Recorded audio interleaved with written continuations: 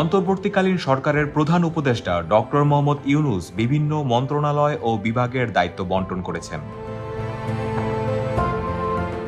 আজ শুক্রবার মন্ত্রিপরিষদ বিভাগের এক প্রজ্ঞাপনে এই সংক্রান্ত তথ্য জানানো হয়েছে।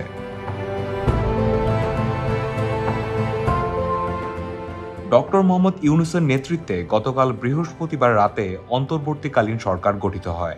রাতে বঙ্গভবনে ১৭ সদস্যের অন্তর্বর্তী সরকারের ১৪ জন শপথ নেন। আজ বিভিন্ন মন্ত্রণালয় ও বিভাগের দায়িত্ব বণ্টন করা হলো। কে কোন মন্ত্রণালয়ে দায়িত্ব পেলেন জানবো স্টার নিউজ বাইটসে।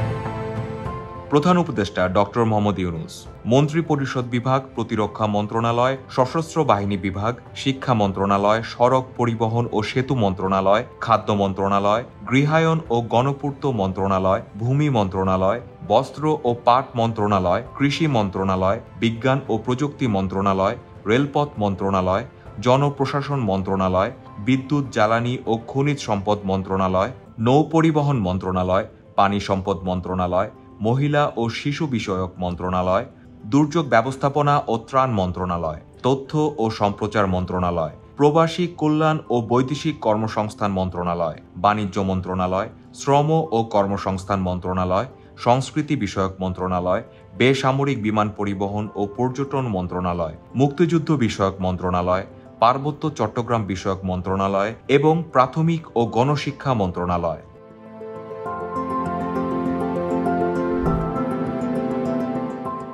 সালেউদ্দিন আহমেদ অর্থ মন্ত্রণালয় ও পরিকল্পনা মন্ত্রণালয়।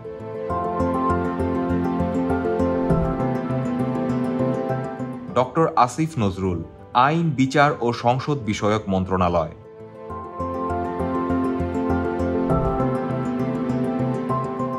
আদিলুর রহমান খান শিল্প মন্ত্রণালয়।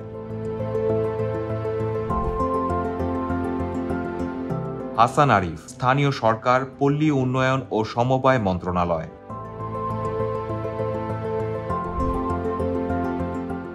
মোহাম্মদ তৌহিদ হোসেন পররাষ্ট্র মন্ত্রণালয়। সৈয়দা রিজওয়ানা হাসান পরিবেশ, বন ও জলবায়ু পরিবর্তন মন্ত্রণালয়।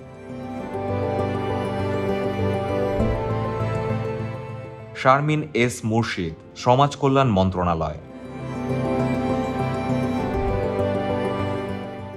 অবসরপ্রাপ্ত brigadier general doctor M Sakhawat Hossain স্বরাষ্ট্র মন্ত্রণালয়। ডক্টর আ ফ ম খালিদ হোসেন ধর্ম বিষয়ক মন্ত্রণালয়।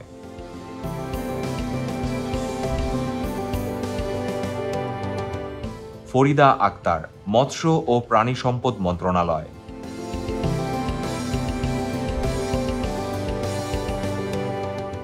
নূরজাহান বেগম স্বাস্থ্য ও পরিবার কল্যাণ মন্ত্রণালয়।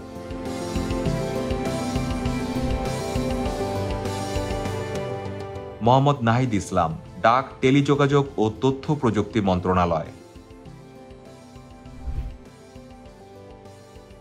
আসিফ মাহমুদ সজীব ভুইয়া যুব ও ক্রীড়া মন্ত্রণালয়।